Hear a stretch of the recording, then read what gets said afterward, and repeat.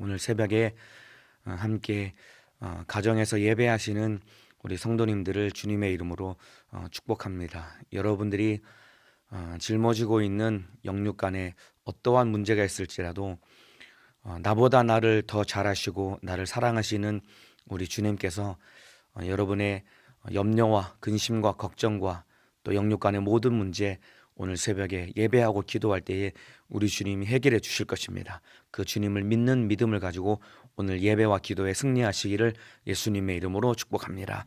오늘 하나님의 말씀은 마가복음 4장 21절에서 25절 말씀입니다. 마가복음 4장 21절에서 25절 말씀입니다. 성경을 가져다 놓으시고 한번 찾아보시길 바랍니다. 마가복음 4장 21절에서 25절 말씀입니다. 다 찾으신 줄로 알고 저와 여러분이 함께 저는 여기서 여러분이 계신 집에서 큰 목소리로 합독하겠습니다. 시작. 또 저희에게 이르시되 사람이 등불을 가져오는 것은 말 아래나 평상 아래나 두려함이냐 등경 위에 두려함이 아니냐 드러내려 하지 않고는 숨긴 것이 없고 나타내려 하지 않고는 감추인 것이 없느니라. 들을 귀 있는 자는 들으라. 또 가라사대 너희가 무엇을 듣는가 스스로 삼가라. 너희의 헤아리는 그 헤아림으로 너희가 헤아림을 받을 것이요 또 더 받으리니 있는 자는 받을 것이요 없는 자는 그 있는 것까지 빼앗기리라. 아멘. 오늘 마가복음 4장 21절에서 25절 말씀을 중심으로 들은 자는 책임져라 라는 제목으로 함께 말씀을 나누고 은혜 받도록 하겠습니다. 오늘 읽은 본문의 말씀은 이 등불을 등경 위에 놓는 이 비유로 우리 주님의 진실한 마음을 제자들과 오늘을 살고 있는 우리에게 예수님께서 말씀하고 계십니다. 21절 말씀처럼 등불은 등경 위에 두어야 됩니다. 그래야지만이 등불이 집안 구석구석 환하게 비칠 수가 있습니다. 만일에 등불을 말 아래나 평상 아래 두면은 등불이 집안을 환하게 비칠 수 없습니다. 그래서 등불을 말 아래나 등경 위에 그 평상 아래 두는 것은 지극히 비상식적이고 비정상적인 일입니다. 등불은 반드시 등경 위에 두어서 환하게 비춰야 됩니다. 제가 어릴 때 제 기억으로 아마 그 국민학교 초등학교 다니기 이전에 아주 어릴 때 그 시골의 경상도 상주에 살 때 가끔 이 저녁 무렵에 밤에 이 정전이 되는 때가 있었습니다. 그 어릴 때였고 그리고 시골이었기 때문에 이 전력 공급이 원활하지 않았던 것 같습니다. 그래서 가끔씩 정전이 됩니다. 우리 집만 전기가 나간 게 아니라 이 마을 전체가 이 전기가 나가서 정전이 되는 때가 있었는데 이 전기가 나가면은 집이 깜깜해지거든요. 그러면은 이 어두운 집안을 이 막 더듬적해서 뭘 찾냐면은 이 양초를 찾습니다. 그래서 양초에다가 이 불을 붙여서 촛불을 이 촛대 위에다가 잘 꽂아 놓습니다. 그래서 그 촛대를 어디에 둬야 되냐면은 방 한가운데나 아니면은 높은 책상이나 이런 데 둬야지 집 방안이 환하게 비춰져서 전기가 나갔지만은 촛불로 그나마 방을 비춰서 생활하는데 조금 어려운 불편함을 덜 수 있습니다. 몇 시간 지나고 나면은 다시 전기가 들어와서 이렇게 불이 밝게 비춰지는데 가끔 제가 어린 나이에 그 촛불을 켜놓고 장난을 칠 때가 있었습니다. 그런 장난치다 보면은 깜빡하면은 그 촛불 앞에서 장난치다가 이 머리가 그슬려 가지고 막 촛불에 머리카락이 닿으면은 막 빠지직하면서 순식간에 머리가 이렇게 동그랗게 타거든요. 그러면은 머리가 허옇게 타면서 머리 탄내가 온 방안을 막 진동하게 되는데 이와 같이 양초를 방 한가운데나 책상 위에 안전하게 두지 않으면은 잘못하면은 사고가 날 수 있고 방 구석에 두면은 집안을 환하게 비칠 수 없는 것처럼 오늘 이 예수님이 말씀하신 이 비유의 말씀은 등불을 켜서 등경 위에 두어야 된다는 이 비유는 이스라엘 백성들이 저녁마다 날마다 등불을 켜서 등경 위에 두었기 때문에 이들에게는 아주 익숙하고 날마다 일어났던 일상의 비유를 가지고 예수님이 말씀하고 계시는 것입니다. 여기서 등불은 무엇을 비유하는 것이냐면은 바로 예수 그리스도, 바로 복음의 빛을 말하는 것입니다. 등불을 켜서 등경 위에 두어야지 집안 구석구석에 이 등불이 환하게 비칠 수 있는 것처럼, 여러분 예수 그리스도 이 복음의 빛을 환하게 비치되, 이 빛이 어디까지 비춰야 되냐면은 바로 땅 끝까지 이 복음의 빛이 환하게 비춰져야 되는 것입니다. 사도행전 1장 8절에 여러분 예수님이 마지막 승천하시기 직전에 마지막 유언과 같이 하신 말씀이, 오직 성령이 너희에게 임하시면 너희가 권능을 받고 예루살렘과 온 유대와 사마리아와 땅 끝까지 이르러 내 증인이 되리라라고 우리 주님이 말씀하신 것처럼, 성령이 임하셔서 제자들의 심령 가운데 예수 그리스도가 성령으로 오시게 되면은 그 성령과 함께 권능을 받아서 복음의 빛, 예수 그리스도란 등불 복음의 빛을 비춰야 되는데, 어디까지 비춰야 되냐면은 예루살렘뿐만 아니라 유대와 사마리아와 땅 끝까지 예수님이 복음의 빛을 활짝 환히 비추라고 우리 주님이 명령을 하셨는데, 안타깝게도 초대교회 성도들은 그들이 성령의 충만함을 받고 권능을 받았음에도 불구하고 그들이 예루살렘 안에서만 모여 있었기 때문에, 그러면은 땅끝까지 복음이 전해지지 않기 때문에 하나님께서 핍박이라는 이런 참으로 강권적인 역사를 통해서 스데반의 순교를 통해 예루살렘 교회에 엄청난 무서운 핍박이 가해질 때, 그 많이 예수를 믿었던 예루살렘 교회 성도들이 전 지역으로, 전 세계로 흩어지면서 땅끝까지 복음이 전해지는 하나님의 역사와 우리 주님의 명령이 이루어졌습니다. 이와 같이 복음의 등불은, 예수 그리스도라는 복음의 등불은 땅끝까지 환하게 비춰져야 하는 것이 복음의 등불인 것입니다. 그런데 여러분은 어떠십니까? 여러분의 삶은, 여러분의 신앙생활은 어떠하십니까? 나는 예수 그리스도라는 등불을 등경 위에 두고 있는 사람입니까? 아니면은 아직도 말 아래나 평상 아래 두고 있는 사람입니까? 교회에 와서는 등경 위에 등불을 둔 사람처럼 내 안에서 예수가 환하게 비치지만은, 정작 예수라는 등불을 가지고 환하게 비춰야 될 세상에서는 예수를 말 아래나 평상 아래 둔 것처럼 예수를 감추어 두고 예수를 숨겨두는 사람이 아닙니까 혹시?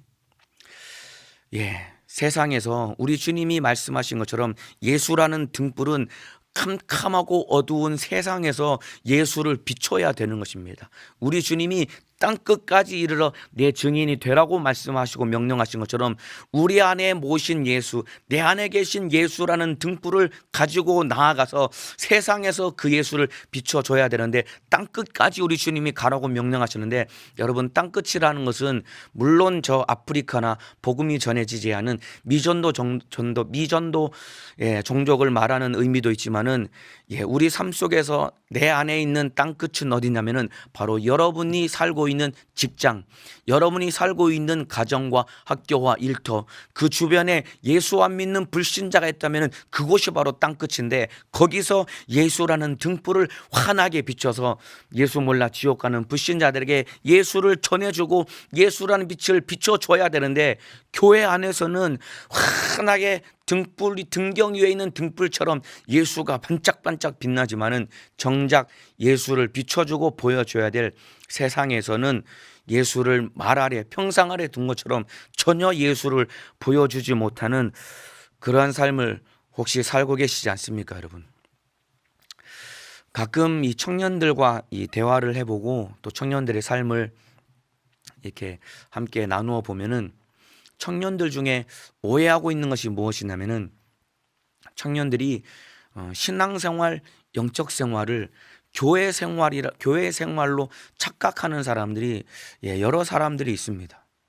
신앙생활은 곧 교회 생활, 영적 생활은 곧 교회 생활, 이렇게 오해하고 착각하는 사람들이 있는데, 여러분 신앙생활, 영적 생활은 교회 생활만이 신앙생활, 영적 생활이 아니라 내가 살고 있는 직장에서도, 가정에서도, 그리고 학교에서도, 내 삶 속에서도 내 안에 예수가 계시고 성령이 계시기 때문에 그곳에서도 영적으로 살아야 되고 그곳에서도 신앙생활을 해야 되는 것이 나를 향한 우리 주님의 뜻인데, 우리 청년들 가운데 신앙생활을 마치 이분법적으로 생각을 하기 때문에 교회 안에서는 신앙생활, 영적 생활, 영적으로 살아야 되고 사회생활은 그냥 마치 필요악이기 때문에 여기서의 삶은 그냥 무가치하고 필요악과 같은 삶이기 때문에 여기서는 아무런 예수 그리스도를 나타내지 않고 보여주지 않는 그런 이분법적인 삶을 사는 청년들을 제가 가끔 만나보았습니다.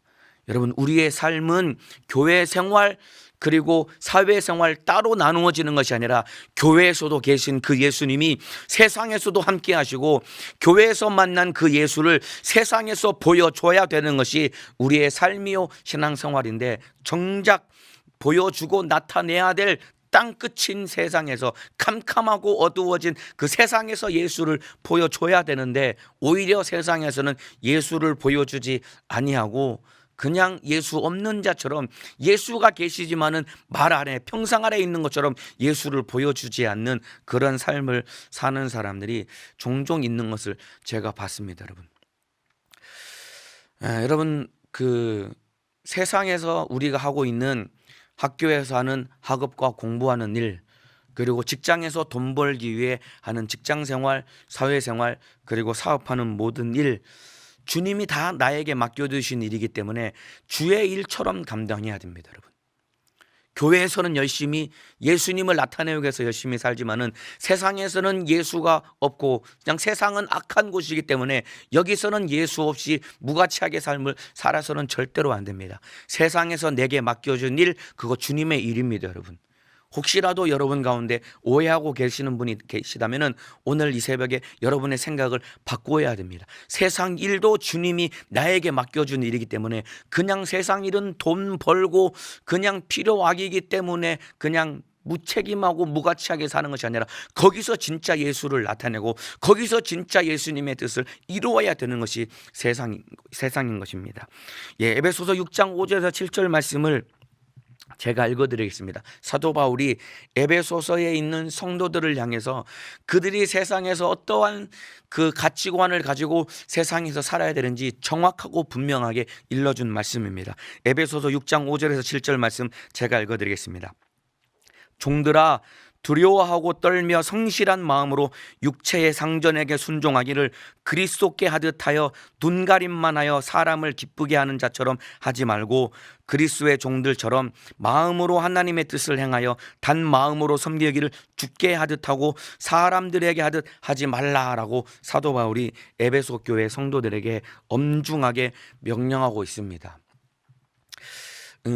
여러분, 에베소 교회가 어떤 상황이었냐면은 그 초대교회 시절에 이 복음이 전해질 때 이 당시에는 노예 제도가 있었습니다. 여기서 말하는 종은 노예를 말합니다. 그러니까 복음이 전해지니까 노예들이 예수 믿고 구원받아서 교회라는 공동체 안에 들어오게 되었습니다. 노예뿐만 아니라 그 노예의 주인인 그 주인들도 복음이 전해져서 그들이 예수 믿고 교회라는 공동체 안에 들어오게 되었습니다. 그러니까 한 형제요 한 자매로 부르면서 한 형제 자매가 된 교회라는 공동체 안에 주인도 있었지만은 그 주인의 밑에서 일하는 노예인 종들도 함께 신앙생활하고 함께 떡을 떼고 잔을 나누면서 예수의 살과 피를 먹고 마시면서 한 형제 자매로서 신앙생활을 하고 있었습니다. 그런데 이들이 안식 후 첫날 예수님이 부활하신 날 함께 떡을 떼고 잔을 나누면서 함께 신앙생활하다가 이제 주일이 지나고 다시 삶의 터전으로 돌아가면은 교회에서는 한 형제요 한 자매였지만은 삶의 터전으로 돌아가면은 주인은 다시 주인이고 종은 다시 종이 노예가 되어 가지고 집안에서 함께 살아야 되는데, 문제는 무엇이냐면은 교회에서는 한 형제였던 두 사람의 관계가 가정으로 다시 삶으로 돌아가니까 이 노예들이, 종들이 불성실한 태도로 주인을 대하기를 시작하는 문제가 생긴 것입니다. 그러니까 교회에서 한 형제로 대접을 해주니까 이들이 삶으로 돌아가면은 여전히 다시 노예였기 때문에 주인을 주인처럼 잘 섬겨야 되는데 무책임하고 무가치한 삶을 살기를 시작한 것입니다. 그래서 사도 바울이 그들을 향해서 엄중하게 명령하기를 그 마음으로 육체의 상전에게 순종하기를 그리스도께 하듯 하라라고 사도 바울이 엄하게 명령했습니다. 종들에게 명령하기를 너희 육체의 상전에게 섬기기를 순종하기를 그리스도께 순종하듯이 그렇게 순종하라고 바울이 명령을 하고 있는 것입니다. 그러니까 교회 안에서 열심히 한 형제요 한 자매이기 때문에 열심히 서로 섬기고 신앙생활 잘 하면서도 정작 자기의 삶으로 돌아가서는 진짜 섬겨야 될 육체의 상전을 제대로 섬기지 않냐고 불성실하고 무책임한 태도로 살아가는 그들의 삶을 무섭게 질타하고 꼬집으면서 육체의 상전을 섬기기를 그리스도께 하듯 그렇게 섬기라는 것입니다. 그러니까 바꿔 말하면은 여러분이 날마다 월요일부터 금요일까지 또 누군가는 토요일까지 살고 있는 생활하는 여러분의 직장에서의 삶을 어떠한 마음가짐으로 직장 생활을 해야 되냐면은 바로 교회에서 여러분에게 맡겨주신 직분을 감당하고 충성하고 예배하고 기도하고 신앙생활 하듯이 영적 생활 하듯이 여러분의 삶 속에서 그렇게 예수 그리스도를 섬기듯이 주의 일 하듯이 여러분이 직장에서 성실하게 맡겨진 일을 잘 감당하라는 것이 우리에게 맡겨주신 직장 생활의 윤리요 삶의 태도인 것입니다, 여러분.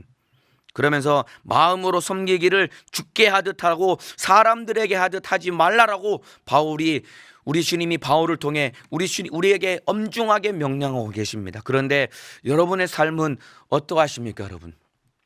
진짜 예수 그리스도라는 등불 복음의 빛을 환하게 비춰야 될 캄캄한 이 세상 땅끝에서 예수를 보여주고 예수 그리스도는 등불로 복음의 빛을 환하게 비춰야 될 거기에서 내 삶이 무책임하고 게으르고 나태한 삶을 살아가고 계시지 않습니까, 여러분?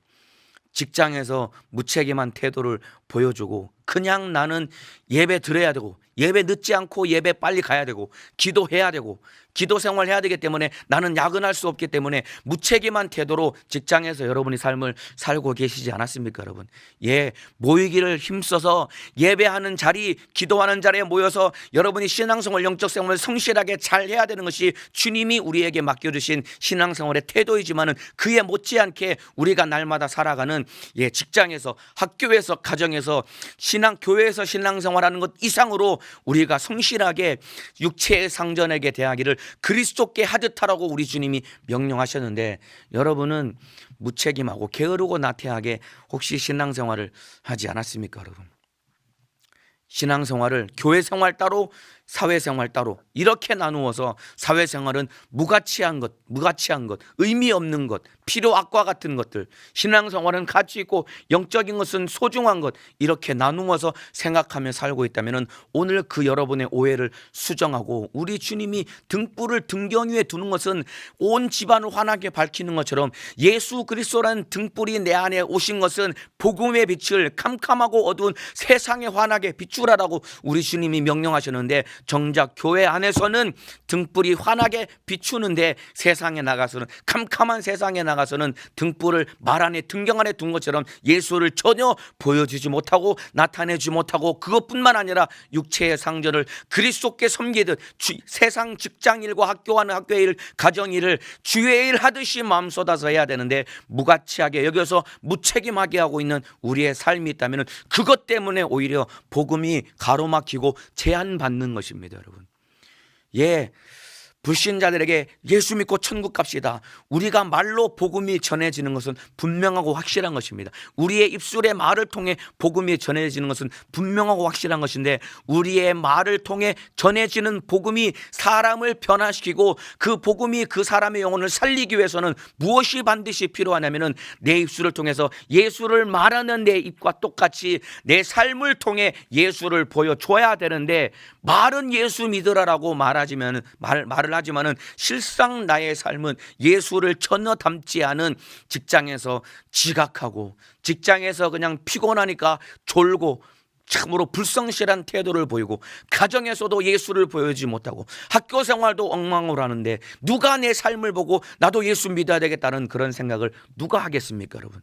그러니까 예수를 보여주고 나타내는 삶, 이것이 진짜 신앙생활이고 세상에서 예수를 보여주고 나타내는 삶을 사는 것이 이것이 신앙생활이고 진짜 영적 생활입니다.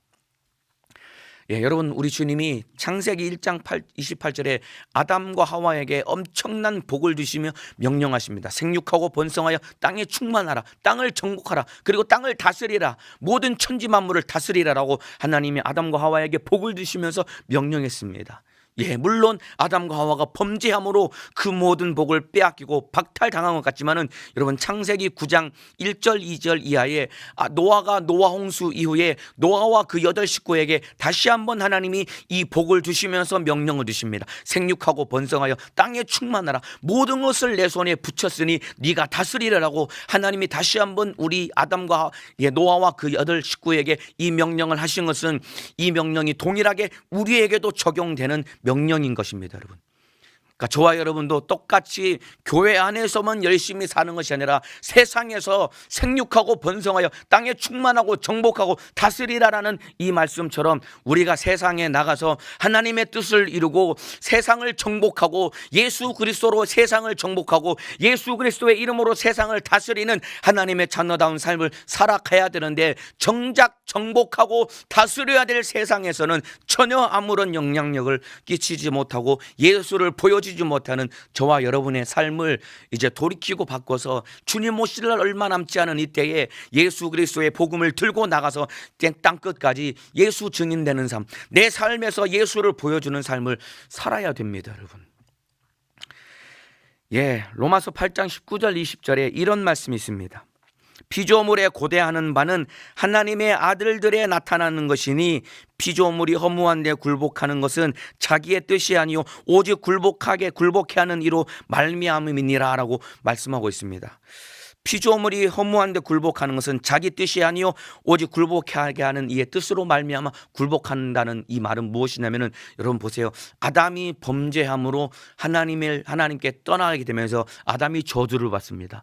아담이 저주를 받으면서 똑같이 저주를 받은 것이 무엇이냐면은, 이 땅도 저주를 받게 됩니다. 땅은 너로 인하여서 가시덤불과 엉겅퀴를 낸다라고 우리 주님이 말씀하신 것처럼 아담이 범죄함으로 이 모든 천지 만물이 함께 저주를 받게 되어서, 그때부터 하나님을 떠난 죄인들에게 죄 짓는 일에 사용당한 것이 바로 피조물입니다.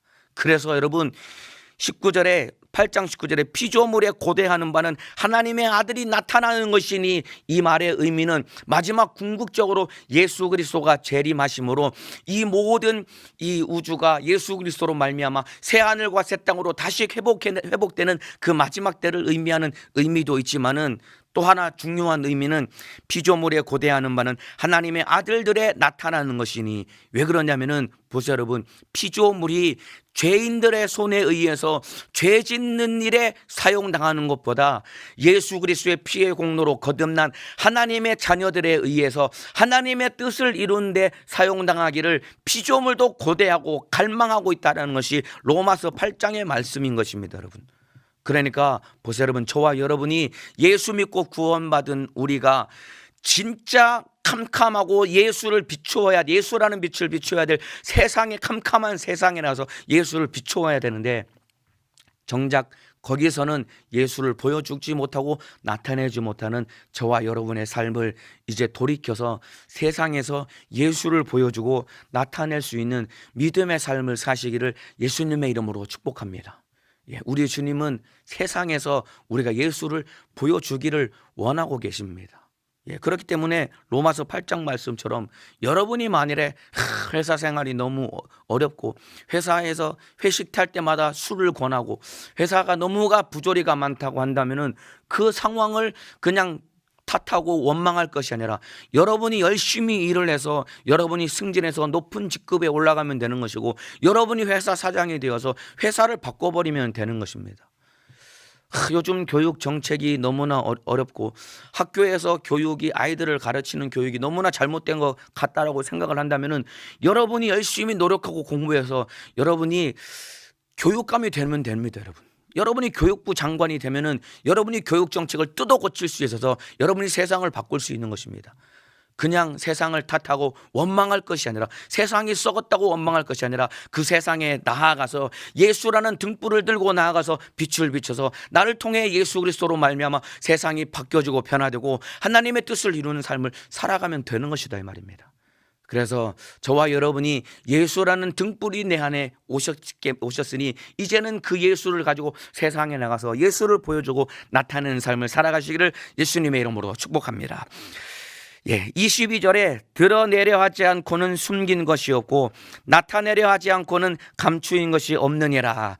이 말이 좀 앞에도 부정 뒤에도 부정문에서 말이 어려운데 이걸 긍정문으로 바꾸면 쉽게 말하면 그런 말입니다. 숨겨둔 것은 드러나게 마련이고 감추어둔 비밀은 알려지게 마련이다라는 그런 의미입니다. 숨겨둔 것은 드러나게 마련이고 감추어둔 비밀은 알려지게 마련이다, 그런 의미입니다. 그러니까 보세요, 예수라는 등불, 복음이라는 빛은 숨길 수 없고 감출 수 없다라는 말입니다. 여러분, 내 안에 예수라는 등불, 복음이라는 빛이 내 안에 있으면은 그것을 숨길 수 없고 감출 수 없이 반드시 드러나고 나타나게 마련이라는 것이 이 말씀의 의미인 것입니다. 그런데 왜 여러분은 예수를 드러내지 못하고 왜 예수를 감추어 두려고 합니까, 여러분?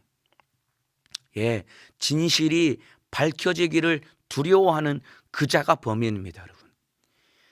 진실이 밝혀지기를 두려워하는 그 자가 범인인데, 여러분, 감추려는 자가 누구냐면은 바로 마귀사단 귀신 역사입니다.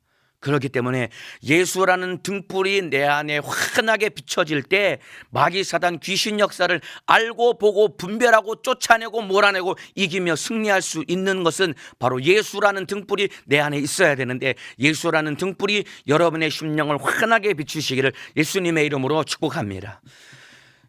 요맘때쯤 찾아오는 불청객이 있습니다. 그게 뭐냐면은 바로 모기입니다. 모기.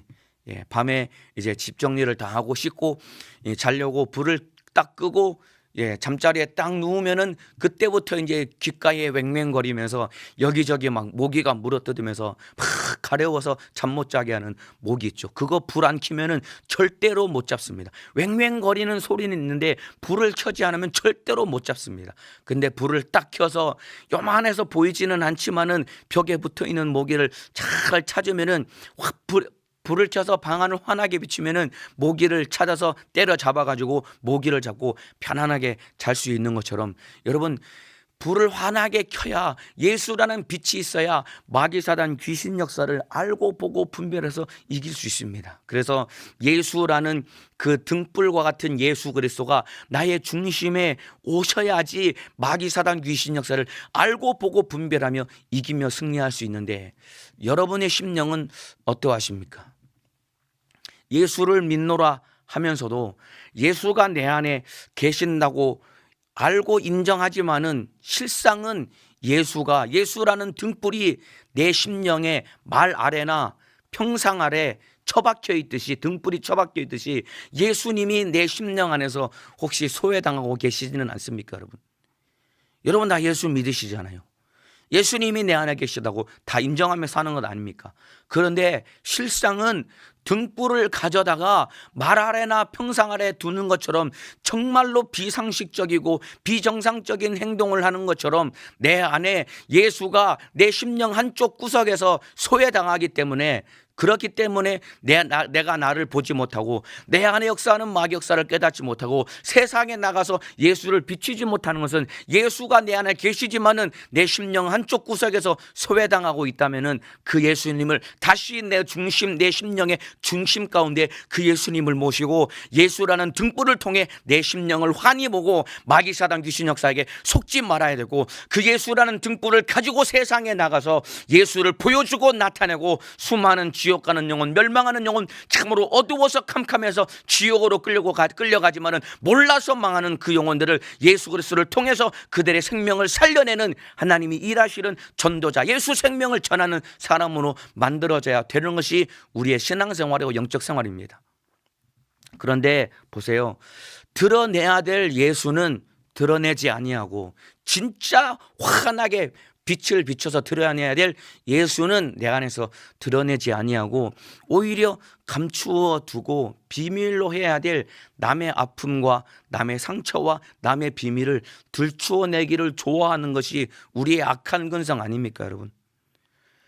예수를 드러내고 예수를 보여줘야 되는데 오히려 기관 안에서, 부 안에서, 구역 안에서, 회사에서도 남의 허물을 들춰내기를 좋아하고 남의 아픔을 들춰내기를 좋아해서 그것 가지고 뒤에서 남 험담하기를 좋아하고 남 뒷담화하기를 좋아하면서 남의 아픔과 슬픔과 고통을 드러내면서 그것 가지고 좋아하면서 뒤에서 낄낄거리면서 남 비판하고 험담하기를 좋아하는 저와 여러분, 내 안에 예수가 나를 충만히, 예수라는 빛이 내 안에 충만히 계시지 않기 때문입니다. 여러분, 저와 여러분이 예수 안에서 한 가족이라면은 절대로 남의 허물을 들추어낼 수는 없는 것입니다. 여러분, 에덴 동산에서 여러분 아담과 하와가 벗었으나 부끄러워하지 않았다라는 것은 그들이 진짜 서로 사랑하는 한 가족이었기 때문에 아담과 하와가 벗었지만은 그들의 서로의 허물을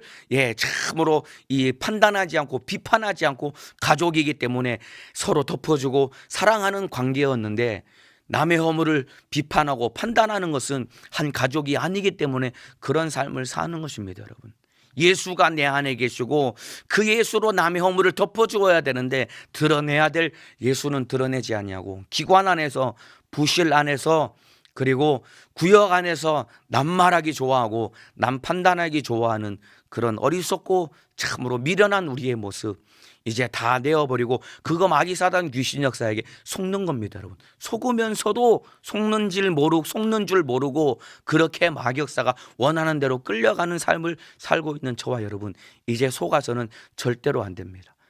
예수를 드러내고 예수를 나타내야 됩니다. 23절에 들을 귀 있는 자는 들어라. 지난주에도 말씀드린 것처럼 우리 주님은 비유를 맞추면서 들을 귀 있는 자는 들어라라고 우리 주님이 말씀하시는데, 오늘 본문에도 들을 귀가 있는 자는 들어라라고 말씀하셨는데, 이 말은 너희가 들었거든 만들어져라라는 말씀입니다. 들었다면은 바뀌라라는 말씀입니다. 이런 말씀을 듣고도 만들어지지 아니하고 말씀을 듣고도 바뀌지 않고 변하지 않으니까 교회 와서는 예수 잘 믿는 것 같으면서도 정작 예배가 끝나고 삶의 터전으로 돌아가면은 바뀌지 않고, 들었지만은 들은 자가 아니기 때문에 삶이 바뀌지 않고 변하지 않고 나를 뜯어고치지 않으니까 세상에 나가서는 여전히 똑같은 모습으로, 죄인된 모습으로 살고 있는 저와 여러분, 우리 주님이 안타깝게 여기는 마음으로 귀 있는 자는 들으라는 것은 너희가 들었다면은 만들어져야 돼. 들었다면은 너의 삶이 바뀌어야 돼. 우리 주님의 애절하고 진실한 요구요, 주님의 명령입니다. 오늘 들은 말씀대로 내 안에 예수 모시고 이제는 예수를 드러내고 예수를 나타내고 세상에서 예수를 보여줄 수 있는 믿음의 사람 되시기를 예수님의 이름으로 축복합니다. 24절에 또 가라사대 너희가 무엇을 듣는가 스스로 삼가라. 너희의 헤아리는 그 헤아림으로 너희가 헤아림을 받을 것이요 또 더 받으리니 라고 우리 주님이 말씀하고 계십니다. 너희가 무엇을 듣는가 스스로 삼가라. 이 말은 내 말을 잘 새겨 들으라는 말씀입니다. 이 두 번째 비유입니다. 내 말을 잘 새겨 들으라는 얘기입니다. 그러면서 너희의 헤아리는 그 헤아림으로 너희가 헤아림을 받을 것이요 또 더 받으리니, 이게 이 말의 의미가 무엇이냐면은 너희가 남에게 달아주는 만큼 받는데 더 받는다라는 그런 의미입니다. 너희가 헤아리는 그 헤아림으로 헤아림을 받는다는 것은, 여러분 남에게 줄 때 한 대박 쌀이나 보리를 줄 때 한 대박, 두 대박 이렇게 헤아려서 주면은 준 만큼 그 받은 사람이 나에게 돌려주는데 더 주는 것처럼 너희가 남에게 주는 만큼 받는다라고 우리 주님이 말씀하고 계십니다. 그러니까 이 말의 의미는 너희가 복음을 들었거든 전하라, 또 주어라, 이런 말씀입니다. 너희가 복음을 듣고 복음을 가졌거든 너희가 복음을 전해주고 복음을 나눠주라는 주님의 의미, 주님의 명령인 것입니다. 그래서 이 말씀은 여러분 21절, 오늘 본문의 21절 22절 복음을 비춰라라는 그 비유에 더 적극적인 자세를 촉구하는 것이 우리 주님의 명령입니다. 그러니까 복음을 비추는 것뿐만 아니라 복음을 나누어 주라는 말씀입니다. 너희가 복음을 나누어 주는 만큼 준 만큼 이상 더 많이 받는다는 것이 우리 주님의 약속입니다. 복음을 나누어 주면은 나누어 준 만큼 받는데 나누어 준 것 이상으로 베풀어 주는 것이 우리 주님의 마음이요 주님의 약속입니다. 제가 그 20대 초반에 그 해외 단기 선교를 다녀온 적이 있습니다. 2주 동안 그 자비량으로 다녀왔는데 제 시간을 내서 제 돈을 들여서 2주 동안 복음을 전하고 왔는데 쉬운 사역이 아니었고 굉장히 육체적으로는 힘들고 어려웠습니다. 내 시간 투자하고 내 돈 들여가지고 다녀왔는데 너무나 감사하고 하나님의 큰 은혜가 되었던 것은 내 시간을 투자하고 내 돈을 들였기 때문에 많은 것을 손해보고 가는 것 같았지만은 선교를 다녀왔을 때 내가 투자한 시간과 내가 쏟아 부은 돈보다 더 많은 것을 우리 주님의 은혜 가운데 얻고 돌아왔는데, 여러분 선교를 다녀오니까 제 안에 무엇으로도 어디에서도 얻을 수 없는 예수 생명을 제가 풍성히 얻고 돌아왔습니다. 그래서 오늘 이 22절 24절 말씀에 또 더 받으리니 받을 것이요 더 받으리니, 더 받는다는 것은 무엇이냐면 바로 예수 생명을 우리에게 더욱 넘치도록 부어주신다는 것이 우리 주님의 명령입니다. 그러니까 오늘 설교 제목처럼 들은 자는 책임져라라는 제목처럼 우리가 복음을 들었다면 책임을 져야 되는데, 이 복음을 캄캄하게 어두워서 세상에서 예수 몰라 지옥 가는 영혼들에게 이 복음을 나눠 주어야 되는데, 너희가 나누어 주면은 준 만큼 받는데 더욱더 풍성하게 받는 것은 너희 심령 가운데 예수 생명이 풍성하도록 우리 주님이 부어주시겠다고 약속한 주님의 말씀입니다. 제가 선교를 다녀오니까 몸은 힘들고 돈도 쏟아붓고 2주간의 시간이 흘러갔지만은 그 가운데 우리 예수 생명이 풍성하게 넘쳐서 얼마나 기쁘고 감사하고, 그 선교가 제 삶을, 제 인생을 바꾸는, 제 인생을 결정적으로 바꾸는 전환점이 될 만큼 저는 큰 은혜를 받고 왔습니다. 이만큼 복음을 나누어 주는 자, 복음을 전하는 자, 예수라는 빛을 환하게 세상에서 비추는 자에게는 우리 주님이 큰 은혜를 베풀어 주신다고 약속하고 계시는 것입니다. 그러면서 오늘 본문 마지막 절에 있는 자는 받을 것이요 없는 자는 있는 것까지, 그 있는 것까지 빼앗기리라라고 우리 주님이 말씀하고 계십니다. 여러분, 무엇이 있는 것이고 무엇이 없는 것일까요? 있는 자는 무엇이 있는 것이고 없는 자는 무엇이 없는 것일까요? 바로 앞에 있는 말씀처럼 헤아려서 남에게 달아서 주고자 하는 그 마음이 있는 자에게는 우리 주님이 더욱 넘치도록 주는 것이고, 남에게 복음을 전하고자 하는 마음이 없는 자에게는 있는 것까지 빼앗을 것이라는 우리 주님의 무서운 경고의 말씀인 것입니다. 여러분 안에 예수가 계십니다. 그 예수라는 등불을 세상에 나가서 등경 위에 두고서 환하게 비춰줘야 되는데, 그 예수를 비추고자 하는 그 진실한 마음이 있습니까, 여러분? 복음을 받았다면 이 복음을 나누어 주어야 될 책임이 있는데, 여러분의 마음속에 복음을 가졌고 예수를 만났는데 여러분의 심령 가운데는 예수를 전해주고 나누어 주고자 하는 진실한 마음이 있습니까, 여러분? 바꿔 말하면 주님 심정, 영혼 구원의 열정이라는 것입니다. 그러니까 주님 심정이 있는 자는 더 받을 것이요 주님 심정이 없는 자는 그 있는 것까지 빼앗기리라는 말씀입니다. 구령의 열정이 있는 자에게는 예수 생명을 더하도록 우리 주님이 부어주시고, 구령 열정이 없는 자는 그 있는 것까지 빼앗아갈 것이다라고 우리 주님이 말씀하고 계시는데, 여러분 여기서 바로 영적인 빈익빈 부익부를 말하고 계시는 겁니다. 여러분, 영적인 부익부 빈익빈 현상을 우리 주님이 말씀하고 계시는 것입니다. 세상에서도 열심히 일하는 사람 더 돈을 많이 법니다. 그런데 일하지 않고 게으르고 나태한 사람은 갈수록 게을러지게 되는 것과 똑같은 원리, 부익부 빈익빈과 똑같이 영적 생활도 마치 우리 주님이 하신 말씀처럼 있는 자는 더 얻을 것이요 받을 것이요 없는 자는 그 있는 것까지 빼앗기라고 말씀하신 것처럼, 여러분의 마음속에 예수를 만났고 복음을 가졌다면 그 예수를 전하고자 하는 그 마음 잃어버려서는 절대로 안 됩니다. 있는 자에게는 더 준다고 했습니다. 그래서 오늘 본문 앞절에 있는 것처럼 여러분 씨 뿌리는 비유와 같이 옥토에 여러분 씨를 뿌립니다. 여러분 씨를 뿌리는 건 그 당시에 그 순간에 볼 때는 씨를 다 땅바닥에 내버리는 것 같지만은 옥토에 떨어진 씨는 30배, 60배, 100배의 열매를 거두기 때문에 옥토에 씨를 뿌릴 때 참으로 잃는 것 같지만은 더욱더 많이 받는 것처럼, 내가 세상에서 복음을 전하고 예수 그리스도를 위해 사는 삶이 당장은 손해보는 것 같지만은 그 삶을 통해서 우리 주님의 넘치는 은혜와 생명이 내 삶 가운데 넘치도록 받는 것이 주님의 약속입니다. 여러분은 진짜 예수라는 등불 복음의 빛을 비추고 그 예수를 나눠 주어야 될 세상에서 어떠한 삶을 살고 계십니까? 교회에서는 참으로 환하게 예수라는 등불이 환하게 비치는 것처럼 열심히 기도하고 예배드리고 신앙생활 하는 것, 그거 가치 있는 일이고 좋은 일입니다. 그런데 정작 진짜 예수를 비추어야 될 세상에서는 여러분 예수를 비추고 계십니까, 여러분?